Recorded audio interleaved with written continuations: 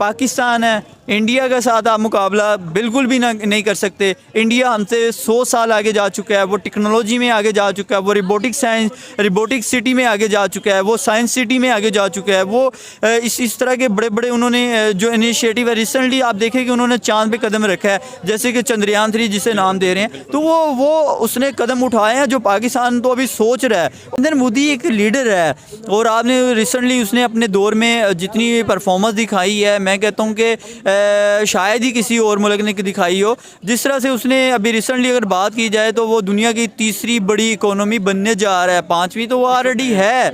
लेकिन देखें कि जिस तरह से उसने अपने मुल्क को उठाया है, वो इंडस्ट्री वाइज हो, वो एजुकेशन वाइज हो, वो लोगों को मेडिसिन की से रिलेटेड हो, IT सेक्टर में हो, मतलब कोई एक ऐसा सेक्टर नहीं देखा जा सकता जिसमें उन्होंने तरक्की ना की हो। बल्कि जिस तरह से उसने मेहनत की है, जिस तरह उसने काम किया है, बेशक करप्शन वहाँ पे भी होगी, पाकिस्तान में है तो वहाँ पे भी होगी, लेकिन इस कदर या इतनी बड़ी तादाद में वहाँ करप्शन नहीं हो सकती जितनी हमारे यहाँ पे है। और वहाँ पे अगर देखा जाए तो वहाँ का निज़ाम जो है वो बड़ा वैलिड और स्ट्रॉन्ग नज़र आता है। देखें, मुल्क की जो गैरत होती है ना, वो बड़ी चीज़ है। हम सब ये समझने से कासर हैं और हमारा गैरत की तरफ किसी ने ध्यान ही नहीं दिलाया। रोटी कपड़ा और मकान, रोटी कपड़ा और मकान। भाई तुम्हारी क्या औकात है रोटी कपड़े और मकान देने की? ये तो अल्लाह की ज़िम्मेदारी है। अल्लाह ने इसकी ज़िम्मेदारी ली हुई है कि तुम्हें रोटी भी मिलेगी यानी रिज़्क, तुम्हें मकान यानी छत भी मिलेगी। कपड़ा तो हम क्या नंगे फिर रहे हैं सड़कों पर? क्या हम ट्राउज़र उतार के फिर रहे हैं? जो हमें कहते हो रोटी कपड़ा और मकान, तुम्हारी इतनी वक़्त है कि तुम किसी को रोटी कपड़ा और मकान दे सको? तुम अपनी औकात में रहो। हम चलाते हैं पाकिस्तान, तुम चलाते हो ये जो चंद एक सियासी जमातों का टोला बना हुआ है, ये चलाता है पाकिस्तान। अस्सलाम जी, मुझे रियान यूसुफ कहते हैं। आज हम बात करेंगे COP28 के बारे में, जो कि UAE में मुनक़िद किया गया है। इसमें जो मुतअद्दिद कंट्रियों के PM हैं यानी कि वज़ीर आज़म हैं, उन्होंने पार्टिसिपेट किया है, ज्वाइन किया है उस कॉन्फ्रेंस को। और जैसा कि हम बात करें हमारे वज़ीर आज़म की, अनवारुल हक काकड़ केयर टेकर वज़ीर आज़म है, निगरान वज़ीर आज़म है, और वो सबसे पीछे खड़े हुए थे। और हमारे हमसाया मुल्क इंडिया के जो PM है नरेंद्र मोदी, वो सबसे आगे फर्स्ट पे खड़े हुए थे। तो क्या समझते हैं इसके बारे में कि ऐसा क्यों है, इंडिया के नरेंद्र मोदी यानी कि PM को इतनी वक़्त क्यों दी जा रही है और हमारे पाकिस्तान के वज़ीर आज़म को क्यों वैल्यू नहीं दी जा रही? क्या कोई टेक्निकल मसला है, इकॉनमी के लिहाज से इंडिया स्ट्रॉन्ग है इसलिए, या कोई और मामलात हैं? ये पाकिस्तानी अवाम से जानते हैं कि वो क्या राय रखते हैं। आए मेरे साथ। अस्सलाम वालेकुम। वालेकुम सलाम। कैसे हैं आप? अल्हम्दुलिल्लाह। सर, COP28 हुआ है UAE में, और उसमें नरेंद्र मोदी को जो है बहुत ज़्यादा रिस्पेक्ट दी गई है। और अगर हम बात करें अपने वज़ीर आज़म की, केयर टेकर वज़ीर आज़म अनवारुल हक काकड़ को, वो पीछे पीछे खड़े हुए थे। क्या लगता है, क्या हम कहाँ मिस्टेक कर रहे हैं? मिस्टेक सर हमने कहाँ करनी है? मैं आपको बता देता हूँ कि पाकिस्तान में जिस बंदे की अपने पाकिस्तान में इज़्ज़त ना हो, उसकी बाहर क्या इज़्ज़त होगी? आप बताएं कि हमारे स्टूडेंट्स की नज़र में जब वो बंदा एक यूनिवर्सिटी जाता है, वहाँ जाके लोगों के सामने, बच्चों के सामने जब सवाल किए जाते हैं तो उसके पास जवाब देने के लिए नहीं था, और हत्ता कि वो पानी पे पानी पिए जा रहा था। तो उस बंदे से आप उम्मीद लगाएंगे जनाब वो बाहर जाएगा और बाहर जाके उसको एक इज़्ज़त दी जाएगी या उसे एक रिस्पेक्ट की नज़र से देखा जाएगा? नरेंद्र मोदी एक लीडर है और आपने रिसेंटली उसने अपने दौर में जितनी परफॉर्मेंस दिखाई है, मैं कहता हूँ कि शायद ही किसी और मुल्क ने दिखाई हो। जिस तरह से उसने अभी रिसेंटली अगर बात की जाए तो वो दुनिया की तीसरी बड़ी इकोनॉमी बनने जा रहा है, पाँचवीं तो वो ऑलरेडी है। लेकिन देखें कि जिस तरह से उसने अपने मुल्क को उठाया है, वो इंडस्ट्री वाइज हो, वो एजुकेशन वाइज हो, वो लोगों को मेडिसिन की से रिलेटेड हो, IT सेक्टर में हो, मतलब कोई एक ऐसा सेक्टर नहीं देखा जा सकता जिसमें उन्होंने तरक्की ना की हो। बल्कि जिस तरह से उसने मेहनत की है, जिस तरह उसने काम किया है, बेशक करप्शन वहाँ पे भी होगी, पाकिस्तान में है तो वहाँ पे भी होगी, लेकिन इस कदर या इतनी बड़ी तादाद में वहाँ करप्शन नहीं हो सकती जितनी हमारे यहाँ पे है।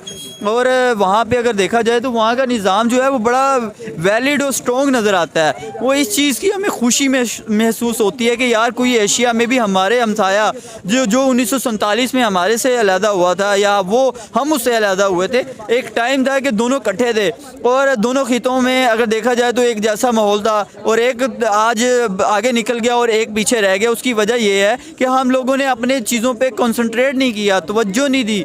आप देखेंगे अगर नरेंद्र मोदी ने 10 साल का इक़्तिदार किया, अब 10 साल किसी को इक़्तिदार दे के तो देखें पाकिस्तान में, स्पेशली किसी ऐसे बंदे को जो वाकई कुछ करना चाहता है।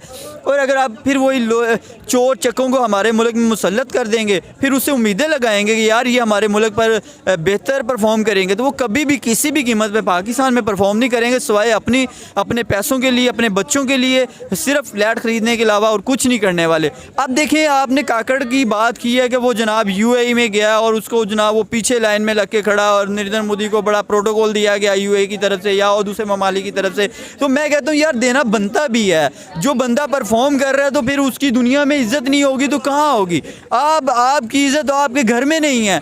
ज़ाहिर है जब हम इकॉनमी के लिहाज से दुरुस्त होंगे तो लोग हमें भी इज्जत देंगे। आप निगरान केयर टेकर वज़ीर आज़म है, केयर टेकर जो प्राइम मिनिस्टर को जनाब वो क्या कर सकता है? और मैं कहता हूँ कि वो शायद जो लेके आए हैं वो उनकी नज़र में सिर्फ एक अच्छा इंसान हो सकता है, अवाम की नज़र में वो कोई अच्छा इंसान नहीं है, कोई अच्छा उसकी अहमियत नहीं है। मैं कहूँ ना, मेरी नज़र में वो इस टाइम एक कुटी कुरी बराबर भी नहीं है। उसकी वजह ये है कि यार वो बंदा जो मुल्क के लिए नहीं कुछ कर सकता तो उन्होंने अपने लिए करना, हम उसको कैसे अपने सर पे बिठा लें? टेम्परेरी है ना अभी तो, इसलिए फिर वो जाहिर सी बात इलेक्शन होंगे जो तो फिर इलेक्शन के बाद भी आने वाले हैं ना, मैं वो भी बता देता हूँ, वो चो चके हैं वो। आप देखें, बेशक अवाम जिसे भी लेके आती हैं, लेकिन आगे इलेक्ट कोई और ही होगा। बिल्कुल। अच्छा, UAE की अगर हम बात करें, क्या UAE इसलिए तो इंडिया को वैल्यू नहीं दे रहा क्योंकि इंडिया की इस वक्त जो GDP है वो 6.3 है, और अगर हम बात करें ये बांग्लादेश भी हमारा हमसाया मुल्क है, उसकी 6 पॉइंट है, और पाकिस्तान की -0.5। तो क्या मतलब? मैं कहता हूँ कि पाकिस्तान तो ये पता नहीं अल्लाह के करम से चल रहा है, वरना पाकिस्तान के तो हालात ही नहीं है कि पाकिस्तान किसी सही डायरेक्शन की तरफ जा सके।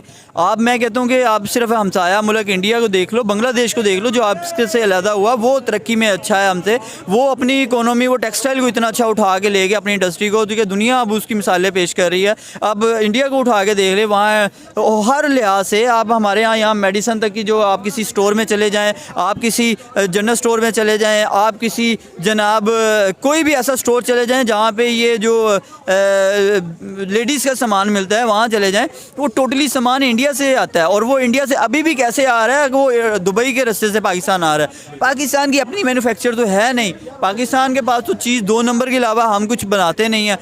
या हम कॉपी करने में माहिर हैं, तो कॉपी में भी इतनी घटिया किस्म की कॉपी करते हैं कि जो हमारे जो कि आम रोज़मर्रा में इस्तेमाल होने वाली चीज़ें हम पर ही अफेक्ट कर रही होती हैं, हम पर ही असरअंदाज हो रही होती है, जिसे इस्तेमाल करने के बाद फिर से हमें डॉक्टर के पास जाना पड़ता है, या दूसरी चीज़ों के लिए जो है किसी न किसी से कंसल्टेंट करना पड़ता है कि यार हमारे साथ ये मसला हो गया। मैं कहता हूँ कि यार हमारा जो मुल्क है ना वो बेहतर हो सकता है, हमारी मैनेजमेंट ठीक नहीं है। पूरा मुल्क की जब तक मैनेजमेंट ठीक नहीं होगी, आप देखेंगे हमारे मुल्क में रिसेंटली एक ट्रैफिक के हवाले से जिस तरह से एक हमारे जो सीनियर जजेस की तरफ से जो है थोड़ा एक्शन लिया गया है, आप ये देखें कि अगर वो एक्शन ले सकते हैं तो हमारा मुल्क के हर अमल जो है वो ठीक हो सकता है। लेकिन इसे किया नहीं जाता, कोई करना नहीं चाहता, माफिया बैठा है। तो भाई पाकिस्तान है, इंडिया के साथ आप मुकाबला बिल्कुल भी नहीं कर सकते। इंडिया हमसे 100 साल आगे जा चुका है, वो टेक्नोलॉजी में आगे जा चुका है, वो रिबोटिक सिटी में आगे जा चुका है, वो साइंस सिटी में आगे जा चुका है। वो इस तरह के बड़े बड़े उन्होंने जो इनिशिएटिव है, रिसेंटली आप देखें कि उन्होंने चांद पे कदम रखा है, जैसे कि चंद्रयान 3 जिसे नाम दे रहे हैं, तो वो उसने कदम उठाए हैं जो पाकिस्तान तो अभी सोच रहा है। और पाकिस्तान ने शायद वो जो हमारी स्पार्को है, वो तो हमारे बच्चों को नहीं पता कि स्पार्को है क्या, उनको नॉलेज नहीं दिया गया, ना उस तरह की कोई स्पेस के लिए कोई हमने अभी तक कोई इनिशिएटिव लिया कि यार हम स्पेस के लिए अब भी हम जो भी हम काम करते हैं तो चाइना की मदद है। चाइना ने ही सब कुछ करना, तो भाई चाइना को पूरा मुल्क ही चाइना को ठेके पे दे दो, कम से कम पाकिस्तान तो तरक्की करे। मैं तो कसम से ये हाथ जोड़ के कहता हूँ यार अगर आप लोग इंडिया से देख के सीख नहीं ना सकते तो कम से कम अगर चाइना की आप हुकूमत जो है वो ही हमारे मुल्क में आल टू आल काम कर रहे हैं। निगरान उल वज़ीर आज़म जो है, जैसे ये जाके पीछे 15 लाइनों के बाद जैसे खड़ा है ना, फिर वो अव्वल लाइन में खड़ा होगा। जो अव्वल दर्जे का आदमी होता है उसको ही अव्वल लाइन में खड़े करते हैं। क्या समझते हैं वैसे, क्या समझते हैं नरेंद्र मोदी को इतनी रिस्पेक्ट क्यों दी जाती है दूसरे? याद है जो प्यूटन के साथ आके एक दरवेश खड़ा हुआ था, एक कॉन्फ्रेंस हो रही थी, इनको भी याद होगा जो देख रहे हैं कि कौन खड़ा हुआ था वहाँ पर आके। ये जो मर्दानगी है ना और ये जो मुल्क की गैरत है। अब देख, इंडिया इकोनॉमी के लिहाज से बेहतरीन है, इसलिए उसको ज़्यादा इज्जत दी जा रही है, या हम थोड़ा इकोनॉमी के लिहाज से वीक वो है इसलिए? 1.5 अरब लोगों की मार्केट है, 1.5 अरब लोगों के अंदर अब जब आपको पता है इस वक्त इंडिया 5वीं जीडीपी के हिसाब से रैंकिंग में 5वें नंबर पे। होगी, ठीक है, अच्छी बात है, खुशी है हमारा हमसाया मुल्क है, एशियंस हैं, और अगर हमारे मामलात अच्छे हो गए तो डेफिनेटली हम सब लोग तरक्की करेंगे, ये पूरा खित्ता उठेगा, जो कि इंडिया नहीं होने देगा। डेफिनेटली उन्होंने मेहनत की है। हम यहाँ पर वो एक मुर्शद वाली गज़ल में आता है कि हमारी डैश क्या लड़ती हरीफ से, उसको तो हमसे ही फुर्सत नहीं मिली। एक्चुअली तो प्रॉब्लम ये है, जो समझते हैं, वो जो अपने आप को इस मुल्क के मालिक समझते हैं, वो लगे हुए हैं फ़लाँ पर डाका डाल लो, फ़लाँ को उठा लो, फ़लाँ को अंदर तुम दो, फ़लाँ को बाहर निकाल दो। ये तो करतूतें हैं हमारी, और हमने तरक्की करनी है, हमने अपना GDP खुद दुरुस्त करना है। हम करेंगे तब तरक्की जब ये पब्लिक के पास जाएगा राइट कि किसको इलेक्ट करना है और किसको ऊपर लेके आना है, और वो बंदा बनाएगा। 1.6 के हिसाब से हमारा GDP ऊपर जा रहा था, फैटअप हमें निकालने वाला था, और हमें उस बंदे ने बचाया, और हमने उसको पकड़ के अंदर तुना हुआ है, और हमें लगता है कि हमने बहुत महाज खड़ा कर लिया, गरदार है ये, फ़लाँ गरदार है, फ़लाँ चोर उचक्का है, फ़लाँ डाके मार है। और तुम मारते हो डाके, तुम्हारे महलों में घुस जाओ, तुम्हारी सड़कों पर चढ़ जाओ, और इतने लंबे महल बनाए हुए हैं, हम निके निके घरों में रहते हैं। तमीज़ करो कुछ। अच्छा, आपको पता है इस वक्त इंडिया की जो GDP है वो 6.3 है, बांग्लादेश की 6 पॉइंट है, और पाकिस्तान की -0.5 है। माशाल्लाह, बहुत तरक्की की है हमने पीछे की तरफ। ये हमारी उक्कत है, ये हमारी औकात है। हम तरक्की, पता क्या होता है, वो पंजाबी कहते हैं तू बहुत गंदा तरक्का है, तो आप समझिए मैं क्या कह रहा हूँ। Thank you.